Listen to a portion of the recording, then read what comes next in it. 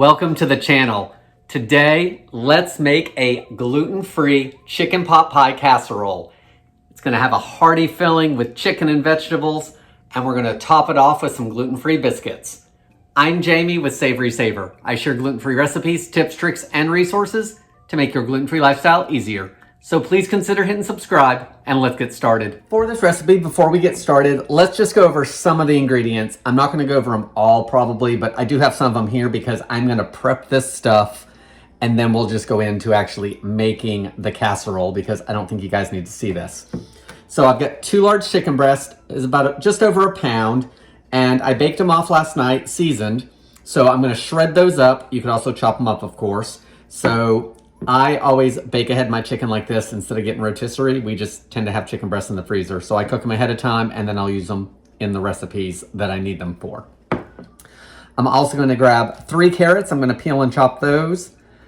The recipe I was looking at called for 3 stalks of celery, but I'm gonna use 2 instead of 3 because I'm also gonna dice up some or slice up some mushrooms here that I'm gonna clean and get taken care of. So I'm only gonna do 2 celery and some mushrooms instead. I'm gonna take 1 medium to large onion. I'm gonna dice that up. I will probably use some kind of garlic. The recipe doesn't call for it, but I tend to put garlic in everything. So I'm gonna chop up some of this or I'll grab some out of the fridge that's already ready. Seasoning's gonna be pretty basic. I'm gonna use some dried thyme, salt and pepper. I am gonna grab some fresh parsley that is out on the deck, so I'm gonna prep that and chop it up. I'm also gonna grab some frozen peas out of the freezer because chicken pot pie tends to have peas, but you know, any of these things you don't like, leave it out. We're also gonna use some chicken broth, some half and half, and then I'm gonna make the biscuits. And for the biscuits, I am using the recipe off the back of the bag for the Great Value gluten-free flour blend. I made these biscuits a while back on the channel and they came out really good. So we're gonna do that and make those, and that's what we're gonna put on the top of our casserole. If you do not have access to the Great Value gluten-free flour, use your favorite gluten-free biscuit recipe and use that in place of it, or I have a couple other options that I can link to that I've done with mixes that are both very good gluten-free biscuits. So let's get everything started. I am gonna film this, so feel free to jump through that portion of the video if you need to, and let's get started. To start this chicken pot pie casserole, I've got half a stick of butter in a large saute pan because we're gonna saute our vegetables down. So I've got it over medium heat. The original recipe I pulled it from, which will be linked below, says medium low. That's way too low for me. I usually do at least medium when sauteing vegetables for something like this, if not a little higher. So I'm gonna melt this down and then we're gonna add most of our vegetables in here. Once your butter is melted, you can add your vegetables. I've got that 1 onion, 8 ounces of mushrooms that I sliced up, 2 carrots that I've chopped up, and a couple stalks of celery. Give everything a good mix.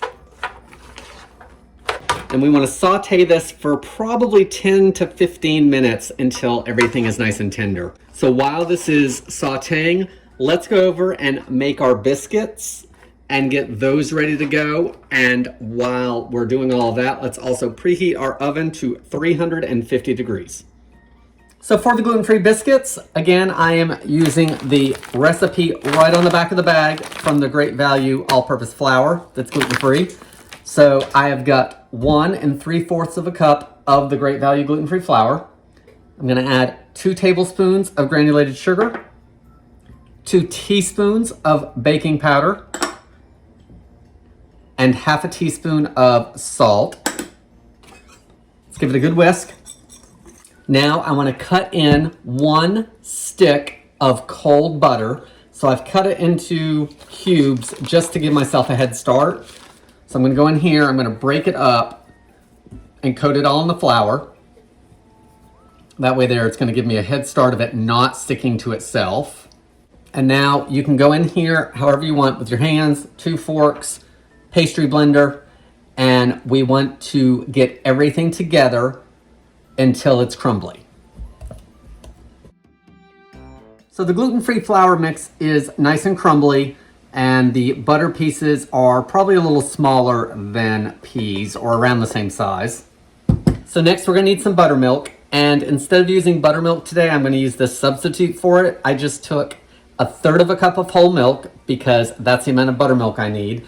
And I added 1 teaspoon of white vinegar to it and let it sit for about 5 minutes. So that's what I'm using in place of buttermilk today. I've also got 2 eggs and I'm going to add it. You know what? Let's not. Let's mix it in here first. I'm afraid if I don't do it in here, then I'm gonna make a mess. And I could still make a mess, but maybe not as much if I do it here first. All right, let's pour it into the buttermilk. Now let's whisk it again. A small bowl would be better. I don't think that's frothy, so now I'm gonna have to get another dish. Let's whisk it up. Okay, I think that's good. Now let's add the wet to the dry, and you wanna start mixing it in slowly with a fork. And then we'll have to switch to our hands probably in a minute.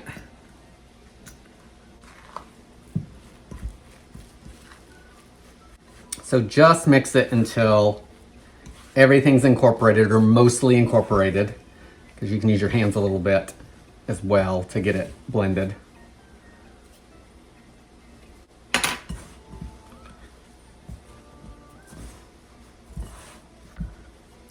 All right, I've got a little bit of dry still, but what I'm gonna do is I'm gonna put some gluten-free flour down on the board, and then I'll turn it over, and then I'll give it a quick knead just to bring it together. All right, flour's down.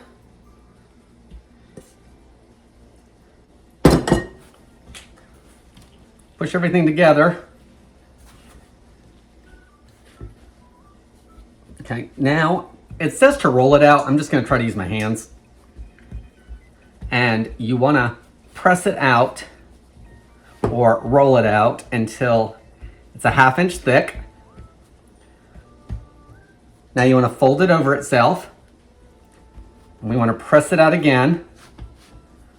And that's gonna help give us those layers. So there's one time. I'm gonna do it again. Press it out. And now I'm gonna do it a 3rd time. And press it out.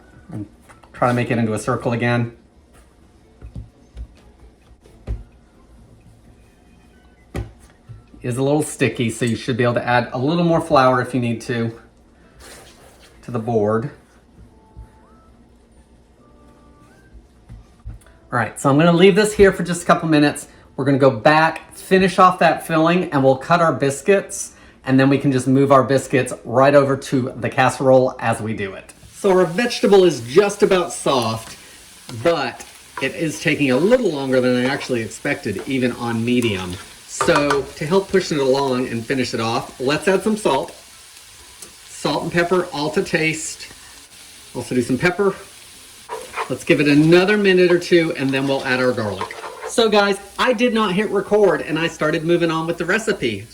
So here's what I've done, nothing difficult. I added about a 1/2 teaspoon of dried thyme to the recipe.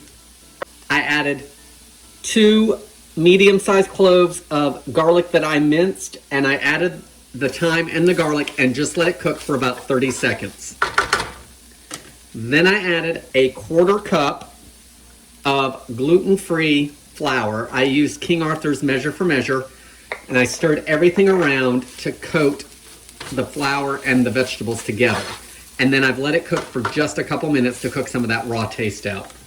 If you wanted to use cornstarch and not the gluten-free flour blend, then you would need to add a couple tablespoons to the liquids and put it all in together to activate that cornstarch. Everything's cooked off for a couple minutes since I didn't know to hit record. So now I'm gonna add my liquid. I have got 2 cups of chicken broth. Use whatever kind of gluten-free broth that you like. And I've added 2/3 of a cup of whole milk.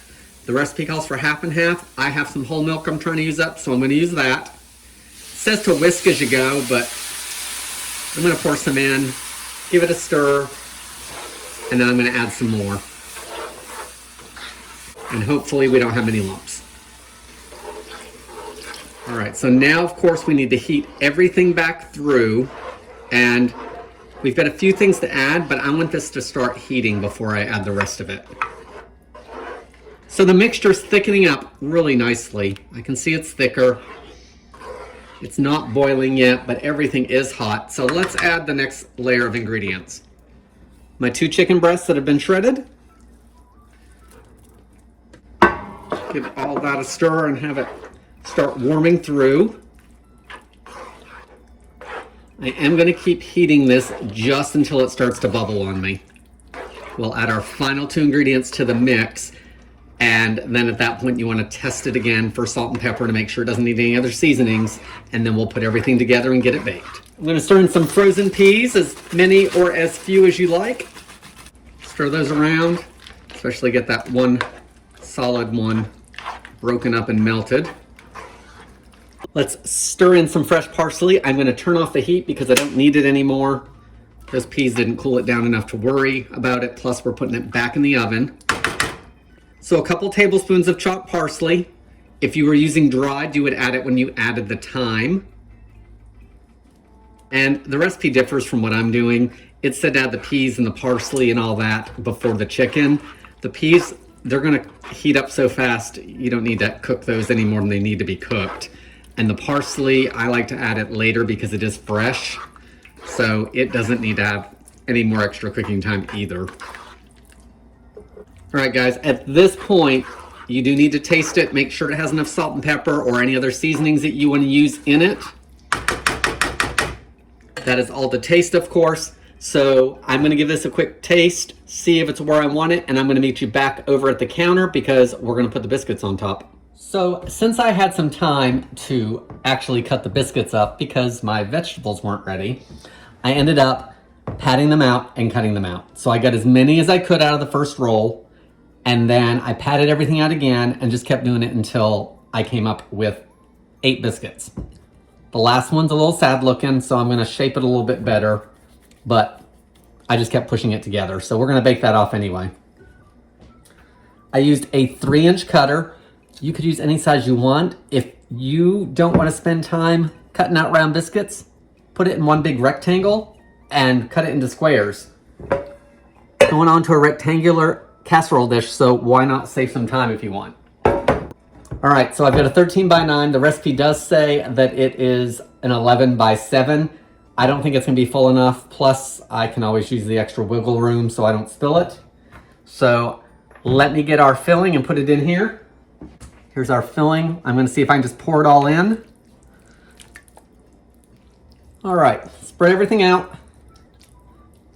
See, that's why I need a 13 by 9. There's plenty of space in here for me not to spill it now.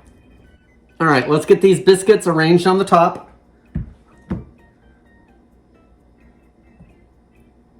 We've got our biscuits on the top. Now, of course, we got to bake it off. You could probably brush the biscuits with a little bit of melted butter if you wanted to, or extra buttermilk. I'm gonna leave mine as it is. Our biscuits are basically what needs to cook. Everything else is pretty much cooked through. So really, we're heating everything up and keeping it hot. But these biscuits, we wanna make sure bake all the way. So we're gonna bake this at 350 degrees for 20 to 25 minutes until the biscuits are golden brown and your filling is nice and bubbly. Once it comes out of the oven, I'm gonna let it set for about 10 minutes just to cool off a little bit and for that filling to set back up a little bit. And then we're gonna dig into this and give it a try. Here's a good look at our chicken pot pie casserole. You can see the layers in those gluten-free biscuits. They've browned nicely, and the filling itself has cooled just a little bit, and it's not bubbly like it was when I pulled it out of the oven. So let's give it a taste. So here it is, a plate of our gluten-free chicken pot pie casserole. I did bake it for about 30 minutes because the biscuits weren't as brown as I liked looking at the top. So I've let it cool for a little bit. I took some pictures. So let's see how this is. First, let's just try the filling because even if the biscuits aren't any good, this would be a great filling just to have it on its own. That chicken is nice and tender. I do like shredding the chicken. It's a little more work than chopping it, but Tara and I have gotten so we actually really like shredded chicken and things as opposed to chopping it up. So I do shred it when I have time. I really like that combination of vegetables. If you didn't like any of them, leave them out. I know peas and mushrooms are sometimes things people don't like, so leave those out. If you want something else in it, add it. Good taste, well seasoned. Let's try the biscuits because we cooked those on top. So let's see how they cooked.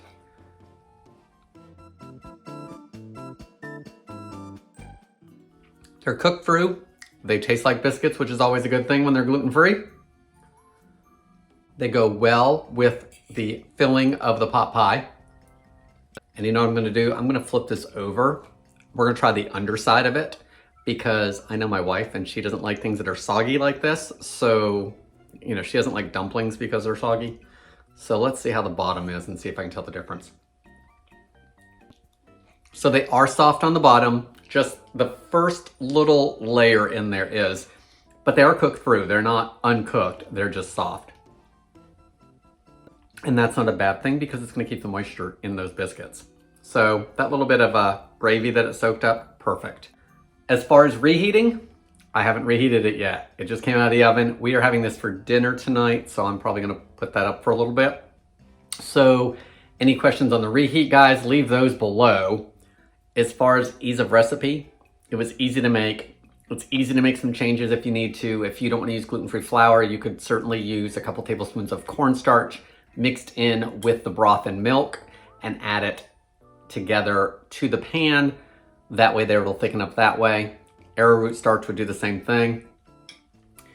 If you don't want to make biscuits from scratch like I did, you could find a gluten-free mix. There's a couple of videos I've done on that. And both of those are very tasty and you would just mix those together. They use cream and the mix and that's it. You would put them together, put them on the top and bake it off in this. It's a hearty meal. It's comforting. It's gluten-free. It doesn't taste gluten-free, which is always my main objective. Guys, that's all I have for today's video. Please, as always, leave me your comments below. I will try to answer them to the best of my ability. I want to thank you guys so much for watching. And I hope to see you in the next video.